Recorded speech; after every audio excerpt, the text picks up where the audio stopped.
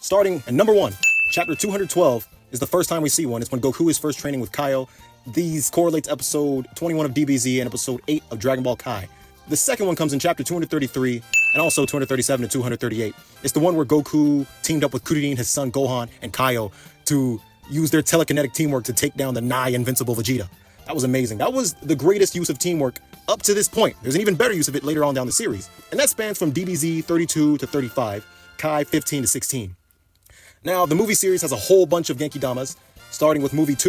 This one explodes almost in a similar fashion to the Challenger. And the narrator even mentions that another Dr. Guido will crop up, and the first thought that came to mind is Dr. Gero, like to me. It was a nice foreshadowing, honestly. Not only for Dragon Ball, but for this video, because movie 7 will appear later on. So this is a teaser right here, and it's chapters 235 and 239 title pages. Just had, the Genki Dama look on them. Speaking of Genki Dama, I actually want to address that. The word Genki can translate to like health energy, spirit, so that's a good translation, but Dama in Genki Dama actually translates to ball. But I think the name Spirit Bomb packs a bigger punch than Spirit Ball. So I'm just going to interchange between Genki Dama and Spirit Bomb. Plus, bombs can be shaped in the shape of balls as well. Pause. Movie 3, Goku made use of Telus' tree sucking the life out of Earth. No pause there. For the Genki Dama. And this one's crazy. The way this was set up with Goku and Telus looking at each other and then just boom, boom, just blasting their guns, basically. I have no doubt this came out of Westerns with close-ups of those two and then all of a sudden just flashing their blasts in each other's faces. And another note, too, I noticed that in this movie and also the last one, Goku described the Spirit Bomb as feeling warm. Like it had a warm feeling to it. I guess it's different from his other Ki blasts where this one's so full of life, it feels warm, right? And the next one actually comes from chapters 314 to 316, and it's the one he tossed at Frieza. This one felt like, every time I see it, it always feels like it takes so long. And rightfully so, it spans like about 3 episodes, 92 to 94, and in Kai, it spans 2 episodes, 46 to 47. Movie 4, with Slug, I put this one after Frieza, only because in the manga, the one Goku threw at Frieza technically came first, because the chapter was released February 26, 1991, whereas movie 4 released March 9th of 1991.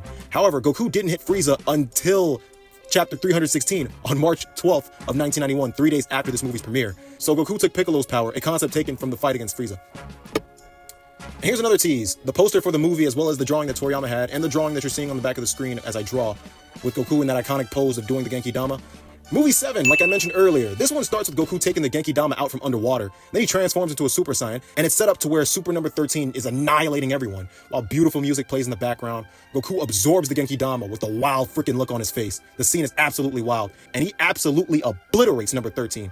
This scene was very well executed and answered the question on whether Super Saiyans can perform the move as well. I remember the first time I saw this movie dubbed, and that scene of Vegeta and Piccolo had me laughing there.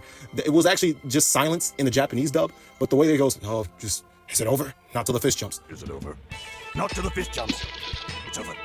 It's funny the way they ad-lib stuff in the dub. The last one of the Dragon Ball manga series, as well as Dragon Ball Z, came from 5 chapters 514 to 516, and that was the one against Majin Buu. This one is probably the best one on this list. Spans 3 chapters, 4 Dragon Ball Z episodes from 283 to 286, and 3 in Kai from 155 to 157. This Spirit Bomb right here had everything, had teamwork from the entire world. And that's not even the biggest one yet, but it teamwork from the entire world. Some of the Afterlife even got in there to help. Just amazing. This Spirit Bomb was absolutely incredible. And the next one on this list has even more teamwork and is arguably even better than the last one. These two, the one from GT, Goku against Yi Xinglong, the Star Dragon, the 1-star dragon in episode 63 of Dragon Ball GT. I like these both because they're both so epic and awesome, but they're both definitely up there. Goku, out of nowhere, after being almost seemingly killed by the 1-star dragon, it's almost like he gets resurrected. He rises from the dead, and everyone's out there trying to fight the 1-star dragon. They're getting pummeled, but the fight's not over, not till Goku says so, and he blasts the 1-star dragon, Yi Xinglong, to death, marking the end of Dragon Ball GT. Well, the beginning of the end. The next episode was the end. And finally, the last one on this list was Goku's Genki Dama to Jiren, another epic one, which actually, I like it better as a setup. This Spirit Bomb set up Ultra Instinct.